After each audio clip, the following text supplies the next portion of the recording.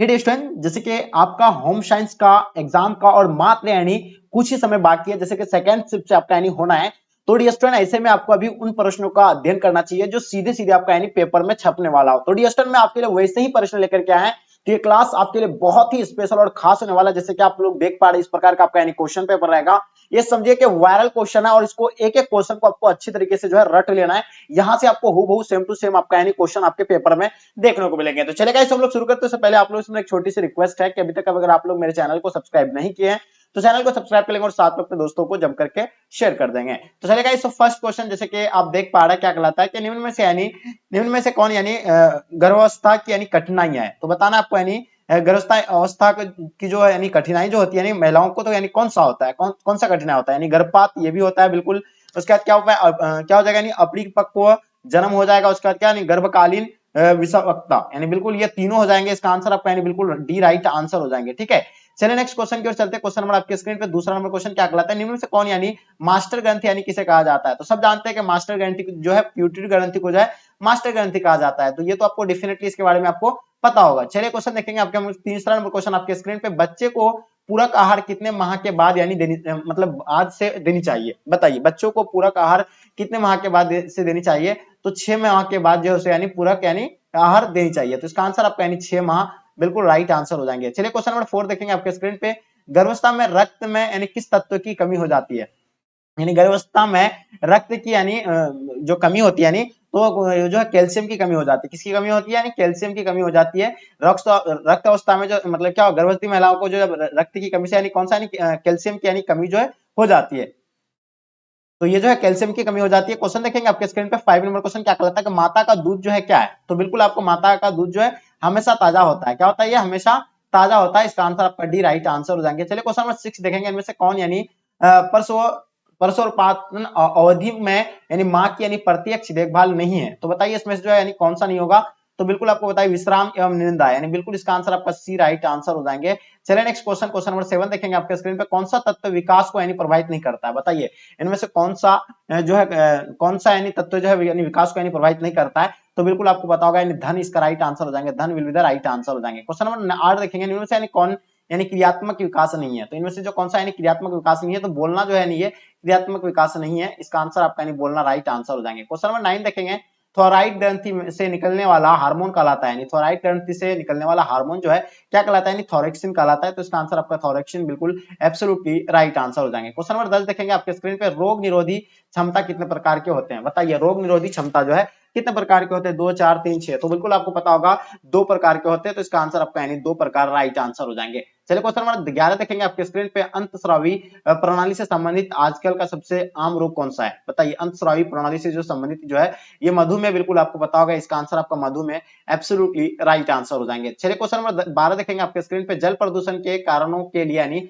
मुख्य रूप से निम्नलिखित में से यानी कौन जिम्मेदार है। तो बताइए, तो ये जो जिम्मेदार होगा तो आपको बिल्कुल पता होना चाहिए। ये जो है वन ड्रॉपन बिल्कुल ये भी नहीं, तेल यानी क्या हो जाएगा रिफाइनरी, ये बिल्कुल उसका कागज कारखाना। तो ये दोनों हो जाएगा यानी बी और सी यानी बिल्कुल एब्सोल्युटली राइट आंसर हो जाएंगे। क्वेश्चन नंबर 13 देखेंगे आपके स्क्रीन पे, डीटीपी यानी का यानी पहला टीका यानी कब लगता है। बताइए डीटीपी का यानी पहला टीका जो है कब लगता है। तो ये जो है यानी 1 मास के बाद यानी लगता है। तो इसका आंसर 1 मास पर लगता है। तो इसका आंसर आपका 1 मास राइट आंसर हो जाएंगे। चलिए क्वेश्चन नंबर आपके स्क्रीन पे 14 नंबर क्वेश्चन, संक्रामक रोग से यानी तात्पर्य बताइए। देखिए संक्रामक रोग से तात्पर्य जो है एक व्यक्ति से दूसरे व्यक्ति को यानी लगना। तो इसका आंसर आपका यानी सी बिल्कुल राइट आंसर हो जाएंगे।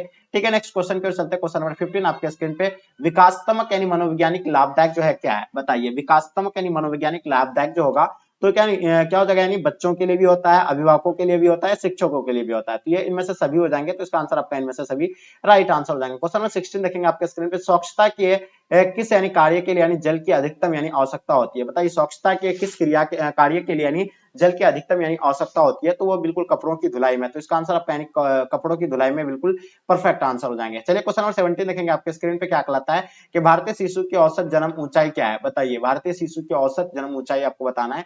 तो ये 50 सेंटीमीटर होता है। तो इसका आंसर आपका यानी 50 सेंटीमीटर राइट आंसर हो जाएंगे। ठीक है, चलिए नेक्स्ट क्वेश्चन की ओर चलते हैं। क्वेश्चन नंबर आपके स्क्रीन पे 18 नंबर क्वेश्चन, यानी सांकेतिक भाषा का प्रयोग होता है। बताइए सांकेतिक भाषा का प्रयोग जो होते हैं यानी गूंगे और बहरे बच्चों के लिए होते हैं। तो ये जो है बिल्कुल बहरे गूंगे और बड़े बच्चों के लिए, इसका आंसर आपका डी राइट आंसर हो जाएंगे। चलिए क्वेश्चन नंबर 19 देखेंगे, दुखद संवेदन का उदाहरण बताइए। दुखद संवेदना का यानी उदाहरण की अगर बात करें तो क्रोध बिल्कुल इसका आंसर परफेक्ट आंसर हो जाएंगे। चलिए क्वेश्चन नंबर 20 आपके स्क्रीन पे क्या कहलाता है कि कृत्रिम लुप्त अंग यानी वाले बच्चों की यानी विशेषता आवश्यकता यानी कौन सी है, तो बताइए यानी विशेष आवश्यकता जो है कौन सी होगा, तो इनमें से आपको बताना है। तो बिल्कुल आपको ये जो होगा बिल्कुल यानी प्राकृतिक चिकित्सा ये भी होगा, यानी प्राकृतिक चिकित्सा हो जाएगा, उसका शारीरिक आवश्यकताएं हो जाएंगे, शैक्षणिक अवस्थाएं यानी बिल्कुल ये सभी हो जाएंगे, इनमें से सभी राइट आंसर हो जाएंगे। चलिए क्वेश्चन नंबर 21 देखेंगे, बच्चों में यानी असमर्थता हो सकती है, तो यानी किसी जन्म के समय या जन्म के पूर्व, तो बिल्कुल ये आपका जन्म के समय यानी इसका आंसर आपका यानी बी बिल्कुल राइट आंसर हो जाएंगे। क्वेश्चन देखेंगे 22 नंबर क्वेश्चन, सुखद संवेद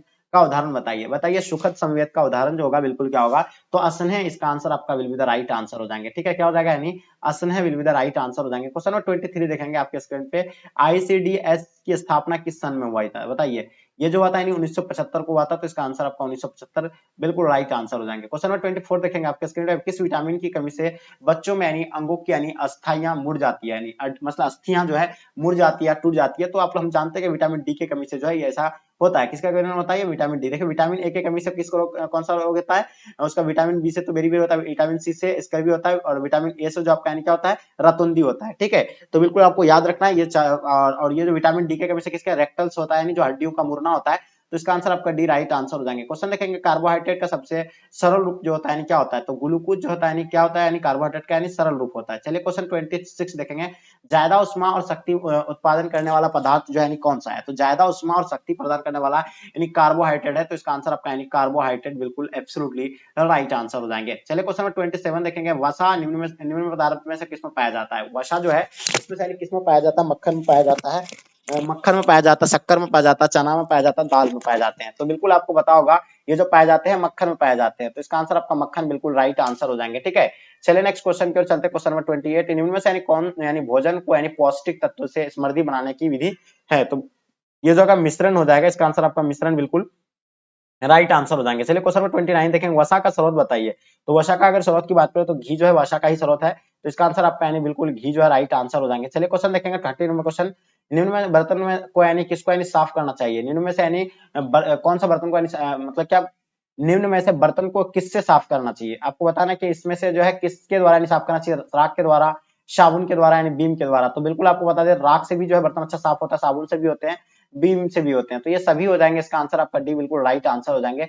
चलिए क्वेश्चन 31 देखेंगे, आहार आयोजन किस बचत में मदद करता है, बताइए। आहार आयोजन जो है किस बचत में मदद करता है, ईंधन में भी करते हैं, समय भी करते हैं, ऊर्जा में भी, तो इसका आंसर आपका उपयुक्त में से सभी बिल्कुल राइट आंसर हो जाएंगे। क्वेश्चन देखेंगे 32 नंबर क्वेश्चन, अशुद्ध पानी पीने से निम्न से कौन सी बीमारी उत्पन्न होती है, बताइए। अशुद्ध पानी पीने से कौन सी बीमारी उत्पन्न होती है, तो हैजा भी होता है, अतिसार भी होता है, डायरिया भी होते हैं, तो इसका आंसर आपका यानी बिल्कुल डी राइट आंसर हो जाएंगे। क्वेश्चन नंबर 33, जल का निष्कासन नहीं होता है, बताइए। जल का निष्कासन जो है नहीं होते हैं, कहाँ पे नहीं होते हैं, तो बिल्कुल आपको पता होगा ये गुर्दा से, नहीं बिल्कुल गलत बात है, फेफड़ा से बिल्कुल गलत है, पेट से, जो इसका आंसर आपका बिल्कुल राइट आंसर हो जाएंगे।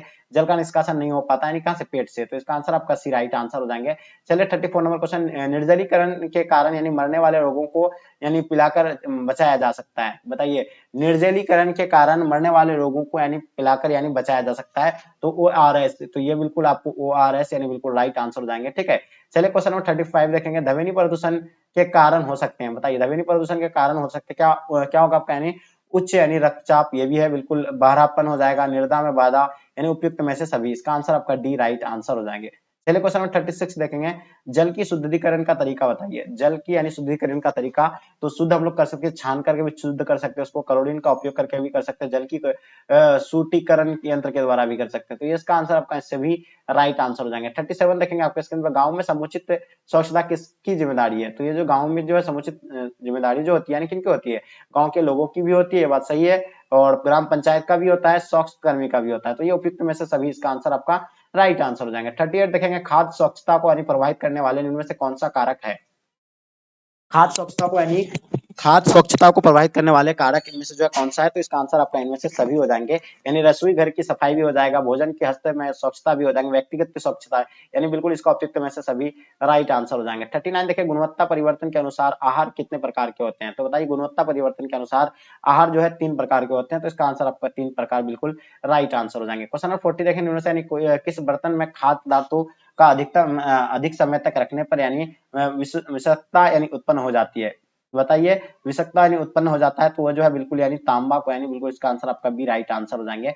चलिए 41 देखेंगे, निम्न से यानी कौन एक ISI का मार्क उत्पादक होता है, तो बताइए ये जो होगा यानी गैस चूल्हा का, तो ये बिल्कुल इसका आंसर आपका राइट आंसर हो जाएंगे गैस चूल्हा का। ठीक है, क्वेश्चन देखेंगे आपके स्क्रीन पे, एगमार्क की शुरुआत कब की गई थी, तो एगमार्क जो हॉल जो होता है उसका शुरुआत जो 1938 में किया गया था, तो इसका आंसर आपको 1938 राइट आंसर हो जाएंगे। क्वेश्चन नंबर 43 देखेंगे, दूध को यानी मिलावट में किस पदार्थ का उपयोग किया जाता है, यानी दूध के मिलावट में यानी किस पदार्थ का उपयोग किया जाता है, तो अतिरिक्त जल का यानी उपयोग किया जाता है, तो इसका आंसर अतिरिक्त जल राइट आंसर हो जाएंगे। चलिए 44 नंबर क्वेश्चन आपके स्क्रीन पे, एफपीओ का पूर्ण रूप क्या होता है, देखिए एफपीओ का यानी फूड प्रोडक्ट ऑर्डर होगा, इसका आंसर आपका यानी फूड प्रोडक्ट ऑर्डर बिल्कुल राइट आंसर हो जाएंगे। क्वेश्चन नंबर 45, खेसारी दाल की यानी मिलाई जाती है, यानी खेसारी दाल मिलाई जाती है यानी किसमें, यानी अरहर दाल में, तो इसका आंसर आपका यानी सी राइट आंसर हो जाएंगे।